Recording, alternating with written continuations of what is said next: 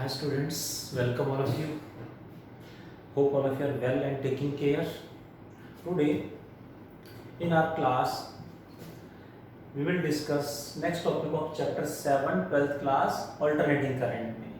We have just introduced कि alternating current क्या होता है, कैसे रिप्रेजेंट करते हैं, इक्वेशन क्या है, न्यूमेरिकल कैसे पूछेंगे, अल्टरनेटिंग वोल्टेज क्या है, डेफिनेशन इक्वेशन हमने पढ़ा. आज हम डिस्कस करेंगे अल्टरनेटिंग करंट को मेजर कैसे करें. डेफिनेशन हम सबको याद होगी, the current in which magnitude changes continuously with the time and direction reverses periodically. Continuously vary करेगा तो मेजर कैसे करें जी. मेजर करने के लिए ऑब्वियसली जिस वायर में करंट फ्लो कर रहा है उसमें करंट कितना फ्लो कर रहा है मेजर करने के लिए क्या कनेक्ट करेंगे. ऑब्वियसली गैल्वेनोमीटर और एमीटर. जैसे एक एमीटर हमने कनेक्ट किया, हमने देखा ammeter shows zero deflection, no deflection. But आगे जहां डिवाइस से वायर कनेक्टेड है, डिवाइस तो काम कर रहा है, fan is running, AC is running, यानी device is working. That means current तो वायर में फ्लो कर रहा है. टच करके देख सकते हैं, it may be dangerous, it must be dangerous. जैसे ही इसमें टच के शॉक भी लग रहा है, दैट मींस टेस्टर से चेक किया तो भी करंट उसमें आ रहा है. दैट मींस करंट तो फ्लो कर रहा है. क्या एमीटर खराब हो गया है, जीरो डिफ्लेक्शन दे रहा है. एमीटर को डिस्कनेक्ट किया and then connected to a battery and then check, then ammeter shows deflection. नहीं, बैटरी से कनेक्ट कर रहे तो डिफ्लेक्शन आ रहा है. ऑल्टरनेटिंग करंट में डिफ्लेक्शन क्यों नहीं आ रहा है. इसका मतलब एमीटर तो ठीक है लेकिन जीरो रीडिंग आ रही है. इसका मतलब क्या है, वो हम ये सब क्यों कर रहे थे, करंट को मेजर करने के लिए. बट हमने देखा जीरो रीडिंग आ रही, तो उससे करंट कितना होगा मेजर करने से पहले एक और क्वेश्चन अराइज हो गया कि जीरो रीडिंग क्यों दे रहा है. सो पहले जीरो रीडिंग क्यों आ रही है उसको एक्सप्लेन करेंगे, फिर करंट को मेजर कैसे करेंगे उसका तरीका ढूंढेंगे नेक्स्ट टॉपिक में. सो अभी डिस्कस करेंगे जीरो रीडिंग क्यों दे रहा है.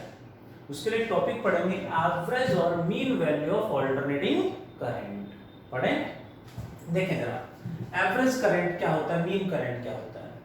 We have two currents, one is alternating current, another is constant current. Another क्या होगा, कांस्टेंट करंट, जिसे हम बोलेंगे I average, means average current. But कब, कंडीशन है उसके लिए, यानी इसकी जो एवरेज वैल्यू होगी वो इसकी जो एवरेज वैल्यू आएगी वो कांस्टेंट वैल्यू होगी, मींस कांस्टेंट करंट होगा जिसे एवरेज करंट बोलेंगे. बट कब, इफ कंडीशन है इफ, डेफिनेशन में डिफाइन कर रहा हूं, इसको डिफाइन कर रहा हूं, if alternating current and constant current, कौन alternating current and constant current supply same charge in same circuit in same half cycle. Half cycle का मतलब टाइम कितना, t/2. एक्चुअली जो करंट का फंक्शन था उसको साइकिल बोल देते हैं. करंट ऐसे ऐसे शो किया था हमने, ध्यान होगा लास्ट क्लास में. तो एक कंप्लीट साइकिल को हम वही साइकिल बोल देते हैं, कंप्लीट टाइम पीरियड को. हाफ का मतलब टाइम पीरियड का half. That means constant current, alternating current, दोनों सेम चार्ज सेम सर्किट में सेम हाफ साइकिल में सप्लाई कर देते हैं. In that case then constant current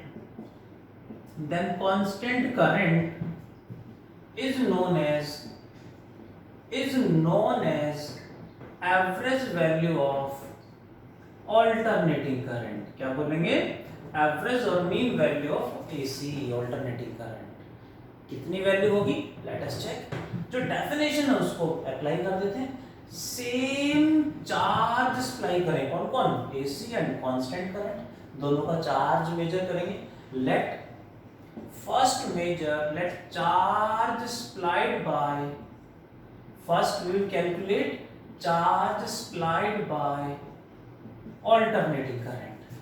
alternating current कितना चार्ज सप्लाई करेगा. चार्ज का formula current into time, charge को मान लेते हैं Q1, चार्ज का formula I into T, current into time हम बहुत बार पढ़ चुके हैं, हमें पता भी होगा। This formula is valid when current is constant. Variable हुआ तो इंटीग्रेट करना पड़ेगा।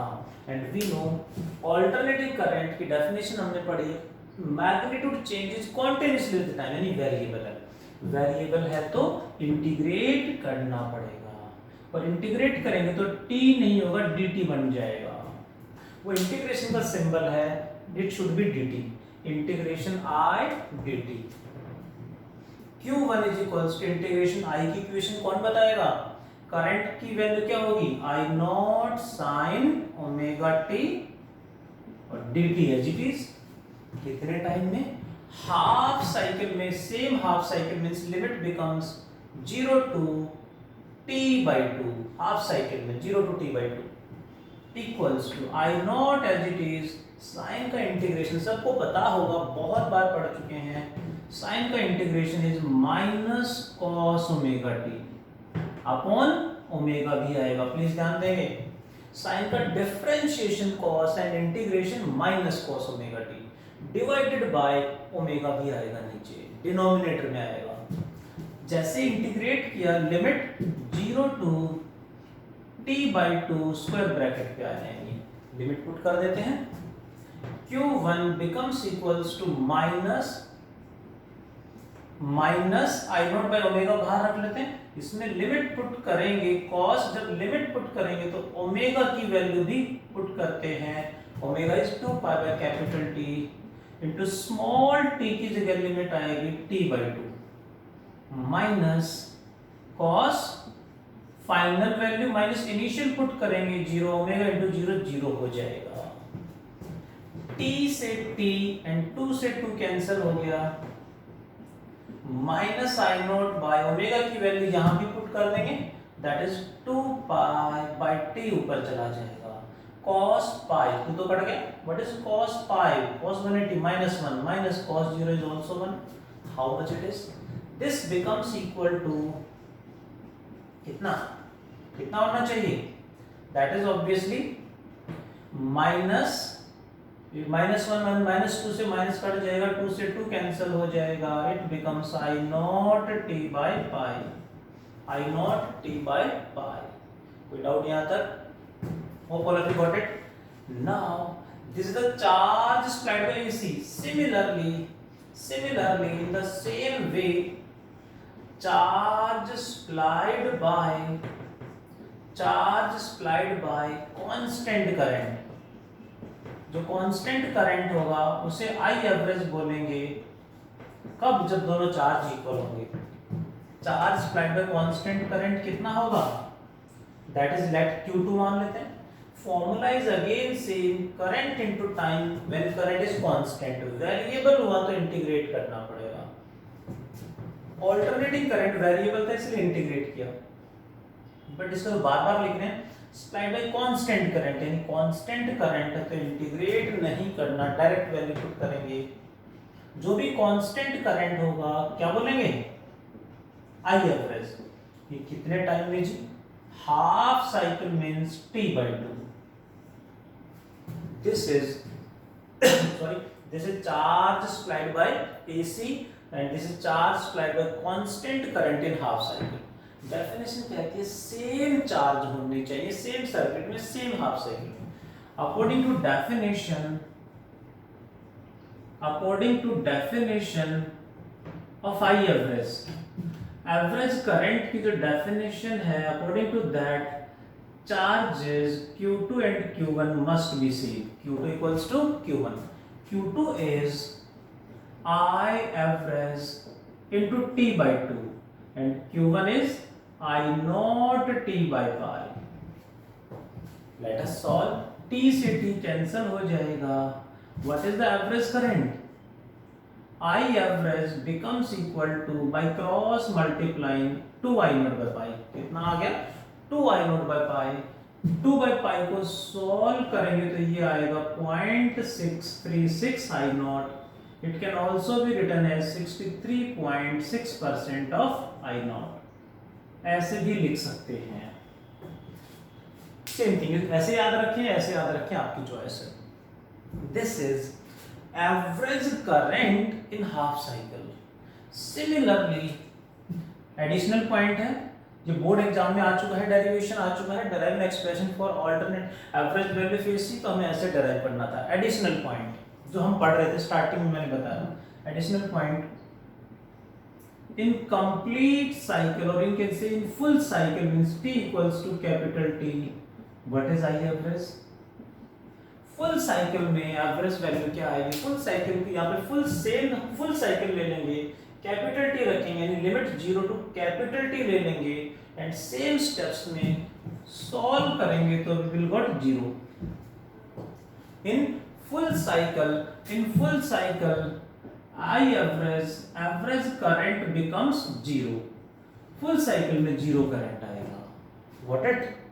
स्टार्टिंग मैंने बोला था, जैसे ही करंट कैरिंग वायर जिसमें एसी फ्लो कर रहा है, एमीटर या गैल्वेनोमीटर कनेक्ट करते हैं, current is flowing but it shows 0 deflection. Device is working, then even shows 0 deflection. वो 0 डिफ्लेक्शन क्यों है?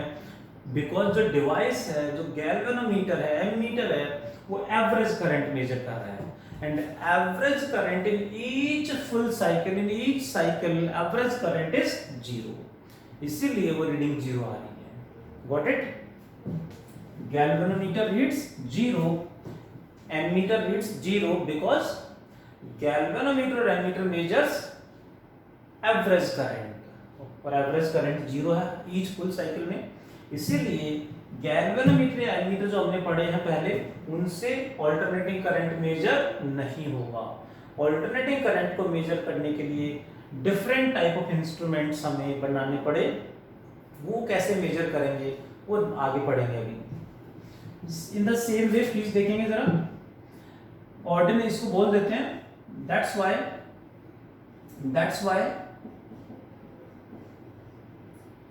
व्हाई ऑर्डिनरी गैल्वेनोमीटर और एमीटर जो हमने पढ़े हैं, गैल्वेनोमीटर और ammeter reads 0 when connected across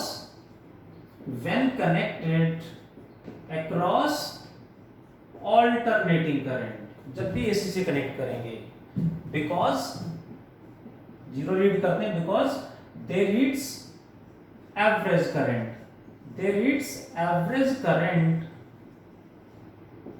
and average current is 0, and average current in each cycle of alternating current is 0। Her complete cycle में एवरेज करंट तो 0 है, इसलिए 0 रीड करता है। एडिशनल थोड़ा सा और देखेंगे यहाँ पे, similarly what is the average और mean value of alternating voltage? Derivation नहीं करेंगे, बिल्कुल सेम स्टेप्स हैं, I am just giving the way. Average value क्या आएगी? सेम स्टेप्स हैं, द डेफिनेशन क्या होगी? If alternating voltage and constant voltage supply same charge in same circuit in same half cycle, then the constant voltage is known as average value of alternating voltage। फिर से वही charge measure करेंगे, दोनों का charge measure करेंगे, solve करेंगे। Half cycle में क्या आएगा? सेम स्टेप्स में सॉल्व करेंगे तो हाफ साइकिल में आएगा 2v0/π। कितना आएगा? 2v0/π, यानी 0.636 v0 या फिर 63.6% ऑफ v0। बिल्कुल सेम डेरिवेशन में करना चाहे कर सकते हैं, बट बोर्ड एग्जाम में करंट्स का ही आया था डेरिवेशन। दैट इज कहां पे होगा? If time is equals to t/2, यानी हाफ साइकिल में, and in full cycle, in complete cycle means t equals to t, what is the average current, what is the average voltage now? Again 0। each complete cycle में average voltage भी 0 है, यानी voltmeter भी connect करेंगे parallel में तो वो 0 read करेगा। होप यू गॉट इट कि simple alternating alternating current carrying wire में गैल्वेनोमीटर और एमीटर कनेक्ट करते हैं तो जीरो क्यों रीड कर रहा है। अब हमारे सामने नेक्स्ट क्वेश्चन है, मेजर कैसे करें। इसको मेजर करने के लिए हमने अलग कॉन्सेप्ट अप्लाई किया, वो हम नेक्स्ट क्लास में डिस्कस करेंगे। आज इतना ही पढ़ते हैं। Hope all of you got it. Thank you all, take care.